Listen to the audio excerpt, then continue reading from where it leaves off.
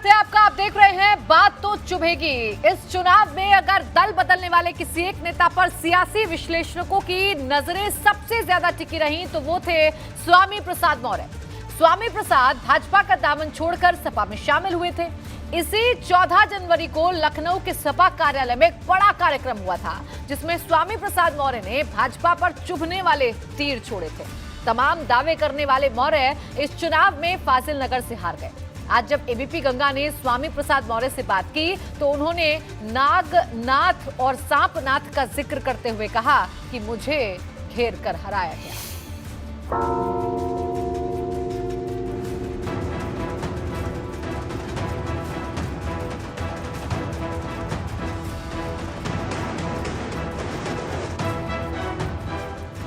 स्वामी प्रसाद मौर्य ने खुद को अर्जुन और अखिलेश यादव की तुलना भगवान कृष्ण से की थी।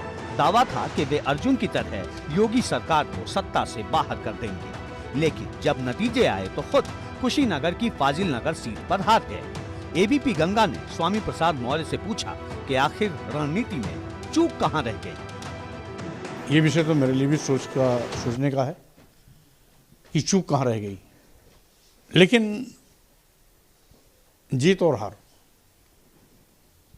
ये दोनों लोकतंत्र के पहलू हैं। जीतने वाला कभी हारता है, हारने वाला भी कभी जीतता है।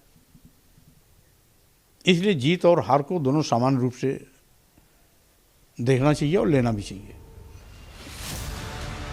स्वामी प्रसाद मौर्य ने एबीपी गंगा से कहा कि हम अब गलतियों को दूर करने के तरीके खोजेंगे। मौर्य की माने तो चुनावी नतीजे के बाद अखिलेश यादव से उनकी बातचीत हुई और उन्होंने हाल चाल लिया। हार की वजहों को लेकर कहते हैं कि मुझे घेर कर हराया गया। नागनाथ और सांपनाथ दोनों मिलकर के हमें विजयी नहीं होने दिए। शेरा विजय का उनके हाथ लगा, लेकिन इसका मतलब ये नहीं है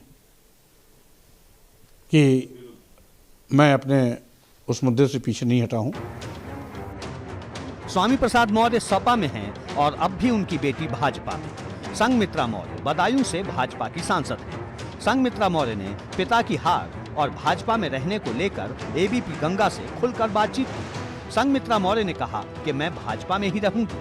पिछले दिनों चुनाव प्रचार के दौरान स्वामी प्रसाद मौर्य के काफिले पर पथराव हुआ था, जिसके बाद संघमित्रा मौर्य पार्टी कार्यकर्ताओं पर जमकर बरसी थी।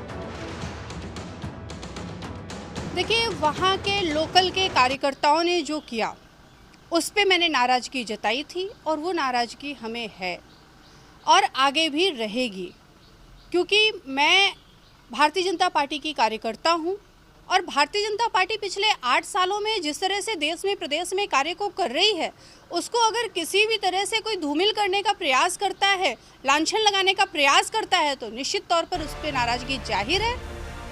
संघमित्रा मौर्य ने एबीपी गंगा से बातचीत में कहा कि पिता के लिए फाजिल नगर क्षेत्र नया था, मुश्किल से 4-5 दिन ही यहाँ दे पाए। भाजपा सांसद ने कहा कि हर बार जरूरी नहीं कि हम चढ़ते ही जाएं, कई बार ब्रेक भी लगता है। देखिए, राजनीति में जीत और हार एक सिक्के के 2 पहलू हैं